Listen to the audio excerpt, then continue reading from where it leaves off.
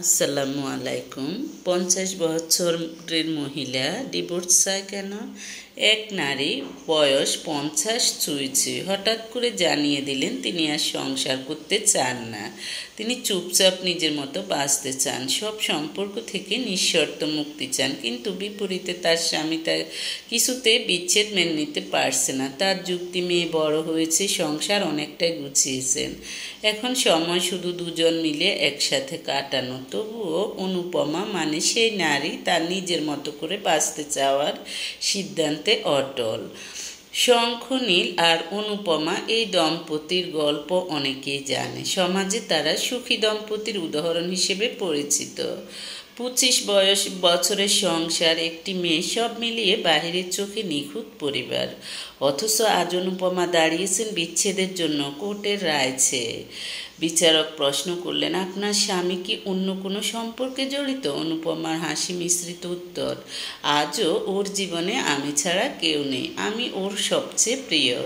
তাহলে কি, কেন নির্যাতন? গায়ে হাত তোলেন? না, ওর ওইরকম কিছু না, আমি নিজেও আয় করি, একজন কর্মজীবী নারী, আমার উপরে অত্যাচার করার সাহস হয়তো ওর হতো না, বললেন অনুপমা। তাহলে কেন? বিচারকের এই প্রশ্নে যেন জমে থাকা এক নদীর জল একসাথে বয়ে গেল। আজকের ভালোটা দেখে আপনি বিচার করতে চাইছেন বিচারক মহাশয়, কিন্তু কেউ দেখেছে আমার গত 25 বছরের ক্লান্তি, প্রতিদিনের অভিমান, প্রতি রাতে চুপচাপ কাঁদা। আমার স্বামী একজন ভালো মানুষ, ভালো বাবা, ভালো অফিসার, কিন্তু ভালো প্রেমিক না, সে কোনো দিনও হতে পারেনি। আমরা প্রেম করে বিয়ে করেছিলাম, বিশ্বাস ছিল এই সম্পর্কটা হবে বন্ধুত্ব, ভালোবাসা, যত্নে মোড়া। কিন্তু বিয়ের পর সেই প্রেমিক হারিয়ে গেল। বউ হওয়া মানে রান্না শেখা, কাজের ভার নেয়া, শাশুড়ির অপমান সহ্য করা, এইসব যেন স্বাভাবিক হয়ে গেল।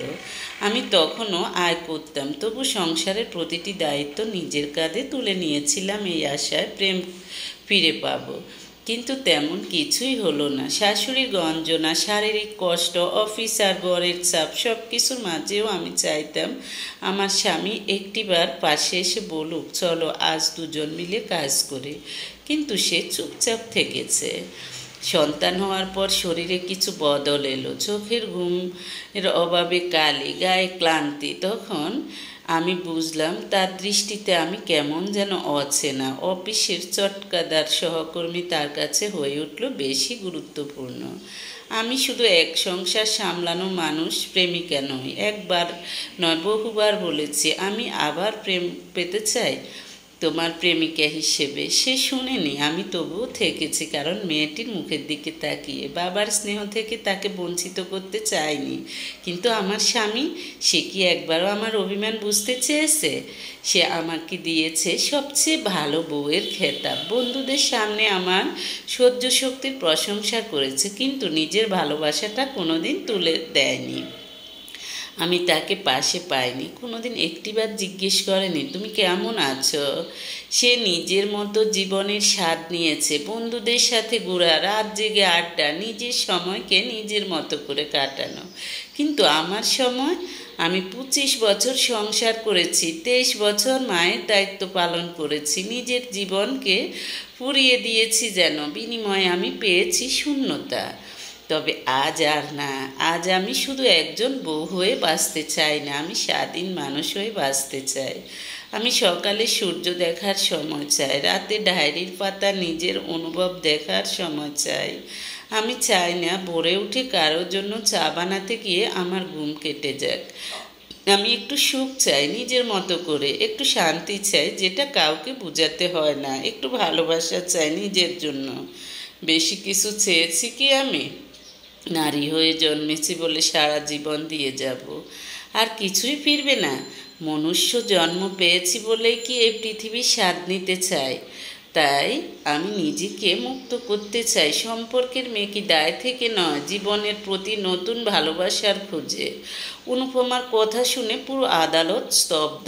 এমন সৎ, এমন গভীর হৃদয়ের কথা শুনে কিছু বলার থাকে না কারোরই। বিচারকেরও চোখে পানি অর্থাৎ জল আসে।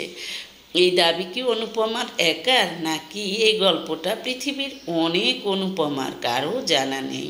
তবে এইটুকু বোঝা যায়, জীবনের প্রতিটি সম্পর্কে হৃদয় ছুঁয়ে যাওয়া ভালোবাসা না থাকলে তা শুধু দায়িত্ব হয়ে পড়ে, আর দায়িত্বে মন তুষ্ট হলেও আত্মা